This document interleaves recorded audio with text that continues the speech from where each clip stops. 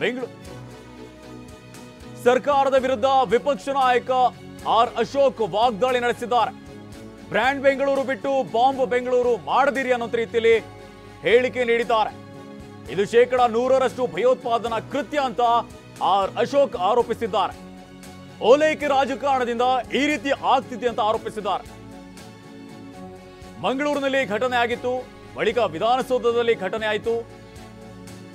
ಆ ಘಟನೆ ಮಾಸು ಮುನ್ನವೇ ಮತ್ತೊಂದು ಘಟನೆ ಆಗಿದೆ ಅಂತ ಆರ್ ಅಶೋಕ್ ಕಿಡಿಕಾರಿದ್ದಾರೆ.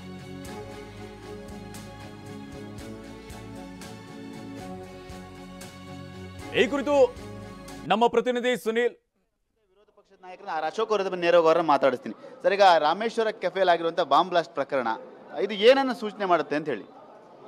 ಇದು ಕಾನೂನು ಸುವ್ಯವಸ್ಥೆ ಕರ್ನಾಟಕದಲ್ಲಿ ಕುಸಿದಿದೆ, ಬೆಂಗಳೂರಲ್ಲಿ ಕಾನೂನು ಸುವ್ಯವಸ್ಥೆ ಇಲ್ಲ ಅನ್ನೋದು ಸ್ಪಷ್ಟವಾಗಿ ಕಾಣಿಸ್ತಾ ಇದೆ. ಈ ಒಂದು ಘಟನೆ ಹಿಂದೆ ಭಯೋತ್ಪಾದನಾ ಸಂಘಟನೆಗಳ ಕೈವಾಡ ಇದೆ ಅಂತೀರಾ? ಹಾಗಾದ್ರೆ ಮೇಲ್ನೋಟಕ್ಕೆ, ಯಾಕಂದರೆ ಅದೊಂದು ಪ್ರತಿಷ್ಠಿತ ಹೋಟೆಲ್ಲು, ಸಾವಿರಾರು ಜನ ಬರುವಂಥ ಹೋಟ್ಲು, ಅಂಥ ಕಡೆ ನಾವು ಈ ಥರ ಗಲಭೆ ಎಬ್ಬಿಸಿದ್ರೆ ಬೆಂಗಳೂರಿನ ITBT ಇರೋವಂಥ ಏರಿಯಾ, ಇಲ್ಲಿ ವಿದೇಶಿ ಕಂಪನಿಗಳು ಏನೇನು ಬರ್ತಾ ಇದೆ ಅದೆಲ್ಲ ವಾಪಸ್ ಓಡೋಗ್ತಾರೆ.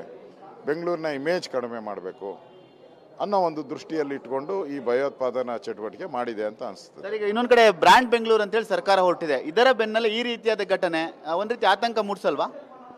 ನನಗನ್ಸ್ತತೆ ಕಾಂಗ್ರೆಸ್ ಅವ್ರ ಕೈ ಮುಗಿದು ಕೇಳ್ತೀನಿ, ನೀವು ಬ್ರ್ಯಾಂಡ್ ಬೆಂಗಳೂರು ಮಾಡದಿದ್ರೂ ಪರವಾಗಿಲ್ಲ, ಬಾಂಬ್ ಬೆಂಗಳೂರು ಮಾಡಕ್ಕೆ ಹೋಗಬೇಡಿ.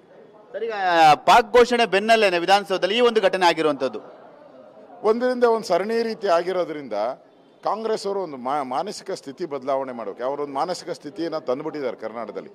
ನೀವೇನೇ ಮಾಡಿ ನಾವು ಯಾರು ಏನು ಮಾಡಲ್ಲ, ನಿಮ್ಮನ್ನು ಓಟ್ಗೋಸ್ಕರ ನಾವು ಇಟ್ಕೊಂಡಿದ್ದೀರಿ, ನೀವು ಓಟ್ ಹಾಕ್ತಾಯಿರಿ, ನಿಮ್ಮನ್ನೇನು ನಾವು ಕಾಪಾಡ್ತೀರಿ ಅಂತ ಒಂದು ಮನಸ್ಥಿತಿಯನ್ನು ತಂದುಬಿಟ್ಟಿದ್ದಾರೆ. ಒಂದು ಲೈನು ಅದರಿಂದ ಎಲ್ಲ ಬಟನ್ ಹಾಕ್ತಾ ಇದ್ದವರೆಲ್ಲ ಇವತ್ತು ಬಟನ್ ಬಿಚ್ಕೊಂಡು ಓಡಾಡುವಂಥ ಸ್ಥಿತಿಗೆ. ಯಾರು ಸರ್ ಬಟನ್ ಬಿಚ್ಕೊಂಡು ಓಡಾಡ್ತಾ ಇರೋದು? ಯಾರು? ಈಗ ಭಯೋತ್ಪಾದಕರುಗಳದ್ದು. ಅಂದ್ರೆ ಅವ್ರಿಗೆ ಶೆಲ್ಟರ್ ಮಾಡ್ತಾ ಇದೆಯಾ ಸರ್ಕಾರ? ಹಾಗಾದ್ರೆ ಅಲ್ಲ, ಈ ಅರ್ಥನೇ ಅದು. Thank you sir. ಇದಿಷ್ಟು ಆರ್ ಅಶೋಕ್ ಅವರ ಮಾತು. ಈ ರೀತಿಯ ಒಂದು ಘಟನೆ ಹಿಂದೆ ಒಂದು ರೀತಿ ಬೆಂಗಳೂರಿನ ಜನರನ್ನ ಬೆಚ್ಚ ಬೀಳಿಸಿದೆ. ಪ್ರಮುಖವಾಗಿ ಬ್ರ್ಯಾಂಡ್ ಬೆಂಗಳೂರು ಮಾಡೋ ಬದಲು ನೀವು ಬಾಂಬ್ ಬೆಂಗಳೂರನ್ನ ಮಾಡೋಕ್ಕೆ ಹೊರಟಿರೋ ರೀತಿ ಕಂಡು ಬರ್ತಾ ಇದೆ. ಹಾಗಾಗಿ ಇದಕ್ಕೆ ನೀವು ಈ ಅವಕಾಶವನ್ನು ಸರ್ಕಾರ ಕೊಡಬಾರ್ದು. ಒಂದು ಸಮುದಾಯನ ಓಲೈಕೆಗೋಸ್ಕರ ಘಟನೆಗಳು ಈ ರೀತಿ ಪದೇ ಪದೇ ಮರುಕಳಿಸ್ತಾ ಇದ್ರು ಕೂಡ ನೀವು ಯಾವುದೇ ರೀತಿಯಾಗಿ ಕ್ರಮನ ತೆಗೆದುಕೊಂಡಿಲ್ಲ ಅನ್ನೋ ಮಾತುಗಳು ಕೂಡ ಮತ್ತೆ ಸರ್ಕಾರದ ವಿರುದ್ಧ ಆಕ್ರೋಶದ ಮಾತುಗಳನ್ನ TV9 ಜೊತೆ ಆರ್ ಅಶೋಕ್ ಹಂಚಿಕೊಂಡಿರುವಂಥದ್ದು. ಕ್ಯಾಮರಾಮನ್ ನವೀನ್ ಜೊತೆ ಸುನಿಲ್, TV9 ಬೆಂಗಳೂರು.